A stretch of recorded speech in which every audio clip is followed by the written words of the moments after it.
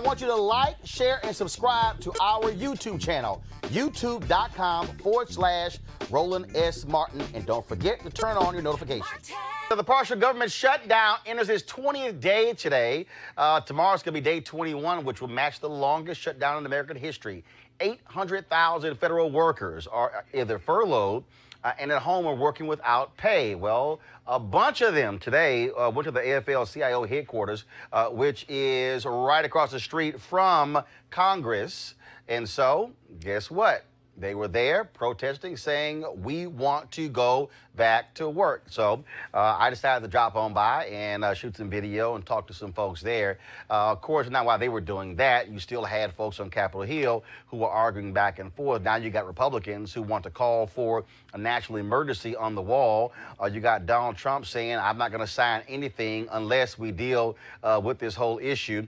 And this is some of the video shot earlier of the protesters. And so there were folks out there who were black, who were brown, who were white, working with all kinds of different federal agencies. You have folks out there who are air traffic controllers who are working for free. Individuals who say, look, we got to pay house notes, we got car notes, you name it. We got all of that. And so I had an opportunity to, and also TSA inspectors also will be quitting left and right as a result of what's going on, which will mean we're going to have long lines as well. Also, those protecting food safety in America. Also, that has stopped as a result. It is clear Donald Trump doesn't give a damn about these federal workers. He's totally focused on his wall. You know, he was down in the southern border today with that fake media stunt down there, sitting here trying to draw attention to it. First of all, let's talk with the members of Congress. I talked with them outside of the White House at the rally. And here's Houston Congresswoman Sheila Jackson Lee. Voting one bill after another. I know that. And if he calls for the emergency order, we'll open the government and we'll just have to sue him on the order. But we want people to be paid. We want to be paid now. So I was just on the floor managing the ag bill to open up ag, and we're going one by one for all these federal workers. Because tomorrow we know that they will never change. We are sending members home to tell our TSO officers, thank them and our air traffic controllers, because they have the security of the nation, the real security of the nation in their hands. So I just want to thank you very, very much. I ran down here so that I could do it in between votes to say that we are with you. I'll let the folk know that you are here and we are you. We are working for access to credit unions, to access to government workers, as you well know, the letters, and I made myself available to any of my government workers. I will call utilities, mortgage, anybody personally, but we want to open the government now. I love you. I love you so much. Thank you, Congresswoman. Thank you. We're going to tell him. We want it open now. He's going to see us over and over again. There is no excuse. We have all the bills. They are bipartisan bills. We put them on the floor. But let me say this.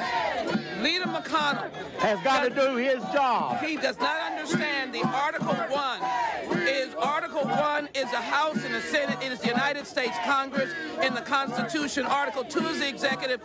None of them can tell the other one what to do. The judiciary is the third. We have to do our work, and then the president has to do his work. But the president doesn't tell the Congress what to do.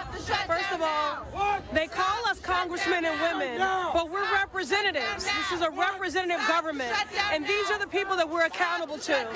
We're responsible for their livelihoods, for the safety and the health of their communities and their families. And the current occupant of this White House is threatening all of that.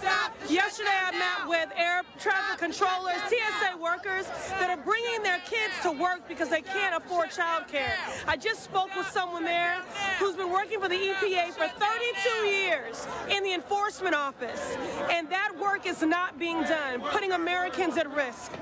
So I'm happy to be here in solidarity. I wish I didn't have to be, that we have to fight for basic respect.